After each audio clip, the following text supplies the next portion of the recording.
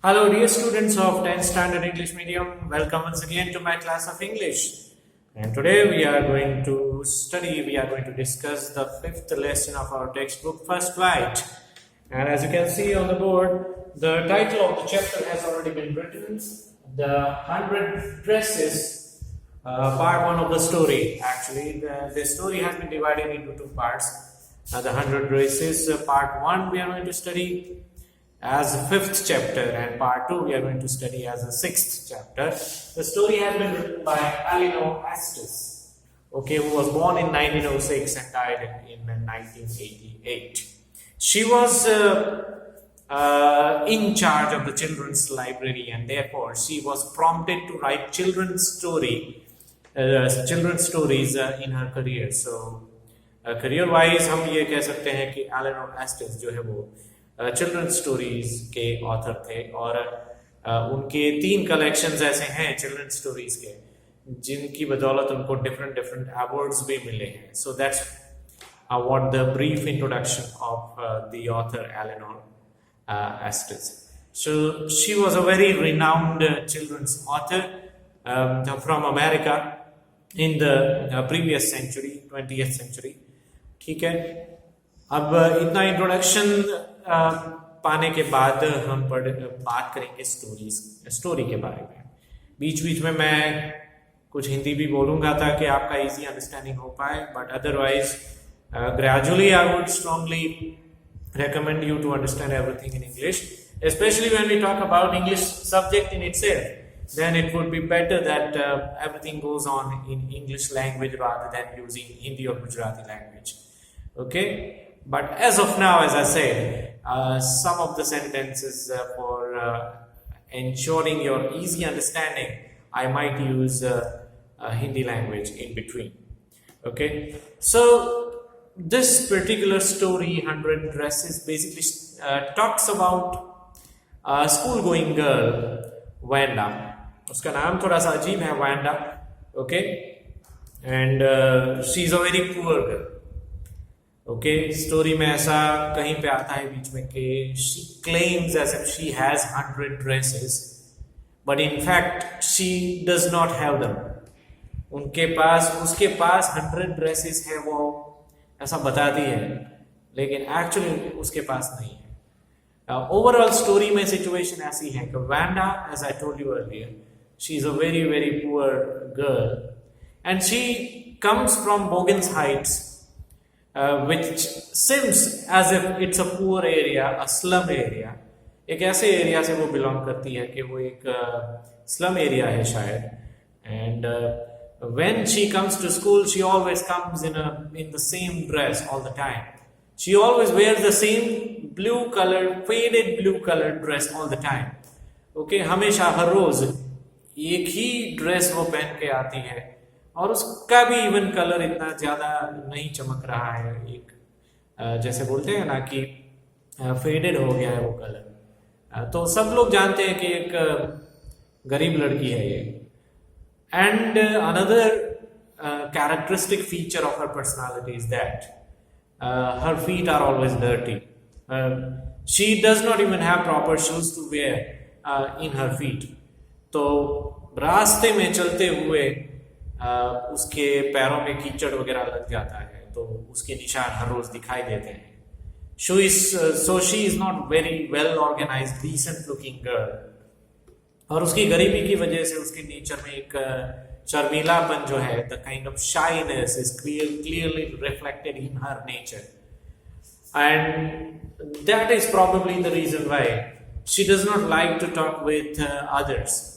वो दूसरों के साथ, दूसरे बच्चों के साथ बातें नहीं करती है. And she is always sitting in the back side of the classroom when she enters. In the story it has been explained that her classroom is room number 13 of the school. और उसमें भी class का जो पीछे वाला area जो है, okay, which is a kind of penultimate area, और उसकी कोई एक बेंच के ऊपर वो बैठ जाती है जहाँ पे उसके आजू बाजू में कोई नहीं बैठता है. But in order to avoid her, in order to hide her poor condition, she probably sits there to avoid the sights of the other people. ठीक है, दूसरे बच्चे जो हैं वो उसकी मजाक उड़ाते रहते हैं. And in the story, we have especially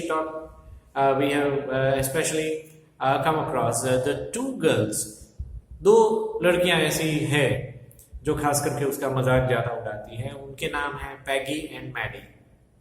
okay, Peggy और मैडी दोनों एक दूसरे की फ्रेंड्स हैं. They are close friends to each other. हमेशा साथ में रहती है और हमेशा ये लड़की जो है वैंडा उसकी मजाक उड़ाती रहती है, स्पेशली पैगी. ओके, मैडी जो है वो इतना ज्यादा उसकी मजाक नहीं उड़ाती है. Why? Because she is also a kind of poor girl. हालांकि वैंडा की कंपैरिजन में उसकी कंडीशन थोड़ी सी अच्छी है, but still she is being a poor girl, she does not make fun of Wanda as such. And in fact, inside her heart, she does not like that Peggy would make fun of Wanda every now and then. Bar bar Peggy Wanda का मजाक उड़ाए, वो खुद Maddie को भी पसंद नहीं है. लेकिन क्योंकि वो पैगी की फास्ट फ्रेंड है, एकदम क्लोज फ्रेंड है, इसलिए उसके सामने वो कुछ बोल नहीं पाती है, चुपचाप सब सुनती रहती है जो कुछ भी होता है वो. ठीक है, तो ऐसे हर रोज होता है. This is the kind of daily routine. And there are some other students also who would make fun of Wanda, but Wanda does not show any courage to silence the mouths of these other students. Okay, when the story opens, we are told that being Monday, like Monday का time है, Monday का दिन है, and unusually Wanda was absent on that particular day. ठीक है, लेकिन Wanda absent रहती है स्कूल में तो उससे भी किसी को कोई फर्क नहीं पड़ता है. But when she remain continuously absent for 3 days, तब वेडनेसडे को कोई नोटिस करता है कि वैंडा 3 दिन से स्कूल में नहीं आ रही है. अब ये स्कूल में क्यों नहीं आ रही थी, उसके रीजन की चर्चा हम बाद में करेंगे. बट अपेरेंटली इतना बैकग्राउंड हमें पता चल गया है कि Wanda was kind of victim of the joke making from the other students. And nobody seems to be the well-wisher of this poor girl. ठीक है, वो गरीबी से आती है, बहुत सारा अच्छा खासा डिस्टेंस चल के वो आती है, इसलिए उसके पैर भी गंदे हो जाते हैं. उसके पास प्रॉपर पहनने के लिए शूज भी नहीं है, और जब भी उसे देखते हैं तो एक ही ड्रेस है, एक ही कलर का वो ड्रेस है, और ऐसा लगता है कि वही एक ड्रेस है उसके पास, दूसरा कोई नहीं है. और इसीलिए पैगी ने जब इसका एक बार उसके ऊपर मजाक उड़ाया कि do you have only this dress और समथिंग लाइक दैट, कि क्या एक ही ड्रेस है तुम्हारे पास, दूसरे कोई ड्रेस नहीं है, तो उसका जवाब देती है वैंडा कि she really had 100 dresses. Okay, जो ये स्टोरी का टाइटल है, उसके इसी डायलॉग की वजह से ये टाइटल उसको दिया गया है कि मेरे पास 100 ड्रेसेस हैं.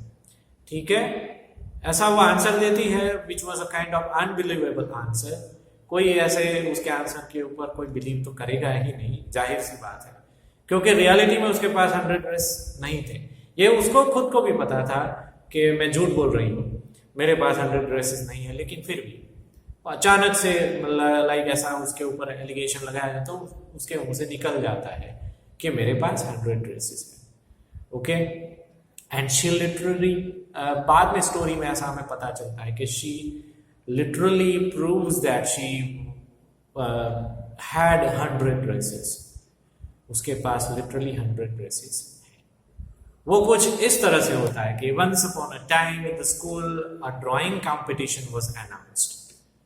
ड्राइंग कंपटीशन का अनाउंसमेंट होता है. जैसे ही कंपटीशन का अनाउंसमेंट होता है, सबको ऐसा लगता है कि पैगी जो है ये कंपटीशन जीत जाएगी, because she was very good at drawing.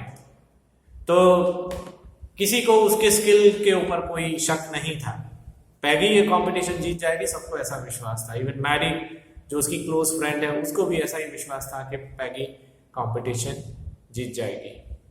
But on the day of the result, 2 category में एक्चुअली रिजल्ट्स अनाउंस होते हैं, बॉयज और गर्ल्स की कैटेगरी में.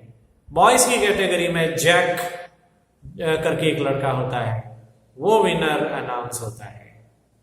And in the girls category, it was Wanda who was announced as the winner of the competition. वो इस तरह से होता है कि Wanda had given several drawings. Okay, बहुत सारे ड्राइंग्स उसने ड्रॉ करके कंपटीशन में जमा करवाए थे, और वो बहुत सारे इसलिए थे because she drew 100 dresses on the piece of papers. ठीक है, अलग अलग पीस ऑफ पेपर्स के ऊपर उसने 100 ड्रेसेस के ड्राइंग्स ड्रॉ किए थे. बहुत बढ़िया, एकदम ओरिजिनल जैसे दिखने वाले ये ड्राइंग्स थे. और इस तरह से उसने पुरवार किया कि उसके पास लिटरली 100 ड्रेसेस हैं. दे वर ब्यूटिफुली ड्रॉन पेंटिंग्स, ड्राइंग्स. ठीक है, जिसमें क्योंकि विनर अनाउंस किया गया उसको क्लास में, तो साथ में उनकी पेंटिंग्स को भी क्लास में लगाया गया था. So the drawings were visible all around the class. Wanda की बनाई हुई जो ड्राइंग्स थी वो क्लास के चारों तरफ लगाई गई है. और इस तरह से जो उसने जवाब पहले दिया था कि मेरे पास 100 ड्रेसेस हैं, वो आज क्लास में उसने प्रूव भी कर दिया. By winning the competition, by drawing those 100 dresses and by winning the competition, she was able to prove that she was literally the possessor of 100 dresses. Okay, but for some reason, she was not present in the class right now when she was announced as a winner. जब उसे winner घोषित किया जाता है तब वो खुद class में मौजूद नहीं है. ठीक है, but as soon as she was declared as a winner of the competition, obviously each and every child was applauding her with a great deal of claps in the classroom. सब लोग तालियां बजा के उसका अभिवादन करते हैं, लेकिन अनफॉर्चुनेटली वो खुद इस क्लास में मौजूद नहीं है. लेकिन फिर भी उसको मान दिया जाता है इस बार. अब कोई उसकी मजाक नहीं उड़ा रहा है, उसको रिस्पेक्ट के साथ, बहुत सारे रिस्पेक्ट के साथ सभी बच्चे जो हैं, सभी स्टूडेंट्स हैं, तालियां बजा के उसका अभिवादन करते हैं. ठीक है, सो यहाँ पे एक्चुअली पार्ट 1 जो है स्टोरी का खत्म हो जाता है. सेकेंड पार्ट में हम जानेंगे कि लगातार 3 दिनों से वो स्कूलों में, 3-4 दिनों से, इनफैक्ट काफी दिनों से वो स्कूल में क्यों नहीं आ रही थी. कंपटीशन में तो उसने पार्टिसिपेट किया, लेकिन when she was declared as a winner, okay, at that time why she was not there, why she was absent in the classroom. Okay, तो वो जानने के लिए हमें सेकेंड पार्ट पढ़ना है.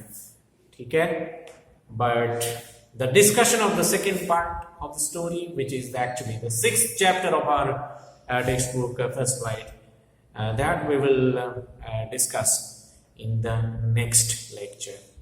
Okay, तब तक के लिए खुश रहिए आप लोग, मौज कीजिए, लेकिन साथ में पढ़ाई भी कीजिए. Okay, and enjoy this rainy season also. Stay safe, be happy, keep laughing always, right? Bye bye.